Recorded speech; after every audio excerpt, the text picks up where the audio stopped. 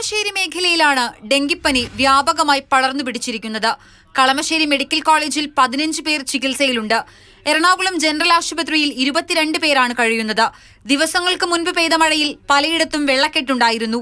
ഈ വെള്ളം പല മേഖലയിലും കെട്ടിനിൽക്കുന്നു. ഇവിടെ കൊതുകുകൾ വ്യാപകമായി. ഇതാണ് ഡെങ്കിപ്പനിയുടെ ഒരു പ്രധാന കാരണം. വിവിധ ആശുപത്രികളിൽ ചികിത്സ തേടിയെത്തിയവരുടെ എണ്ണവും ഏറിയിട്ടുണ്ട്. കളമശ്ശേരി സ്വദേശി ഇബ്രാഹിമാണ് ഡെങ്കിപ്പനി ബാധിച്ചു മരിച്ചത്. പ്രശ്നം രൂക്ഷമായതിനെ തുടർന്ന് കളമശ്ശേരി നഗരസഭയിൽ പ്രതിപക്ഷമായ CPMന്റെ നേതൃത്വത്തിൽ പ്രതിഷേധമുണ്ടായി. ഇവിടെ 100-ലധികം പേർക്ക് ഡെങ്കിപ്പനി ബാധിച്ചെന്നാണ് പരാതി.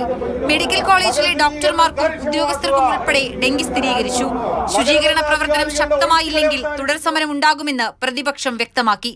വ്യാപകമായി കൊതുകുകളാണ്. കൊതുകിന് മരുന്നടിക്കുന്നില്ല, കാലം ക്ലീൻ ചെയ്യുന്നില്ല. അപ്പൊ ഈ രീതിയിലുള്ള ഒരു ഭരണമാണ്. ഇതൊരു ഭരണം എന്ന് പറയാൻ പറ്റൂല. മറ്റ് വൈറൽ പനിബാധയും ജില്ലയിൽ ഏറുന്നുണ്ട്. അടുത്തിടെയാണ് കാക്കനാട് ഫ്ളാറ്റിൽ 441ഓളം പേർക്ക് ഛർദിയും വയറിളക്കവും പിടിപെട്ടത്. പ്രതിരോധ പ്രവർത്തനങ്ങൾ കാര്യക്ഷമമാകാത്തതിനാൽ ആരോഗ്യവകുപ്പിനെതിരെ അടക്കം ആരോപണം അന്നുയർന്നിരുന്നു. മെയ് മാസം പെരുമ്പാവൂരിലെ വെങ്ങൂരിൽ മഞ്ഞപ്പിത്തബാധയുണ്ടായി മരണമുണ്ടാവുകയും നിരവധി പേർക്ക് ഗുരുതര ആരോഗ്യ പ്രശ്നങ്ങൾ സംഭവിക്കുകയും ചെയ്തിരുന്നു. മാതൃഭൂമി ന്യൂസ്, കൊച്ചി.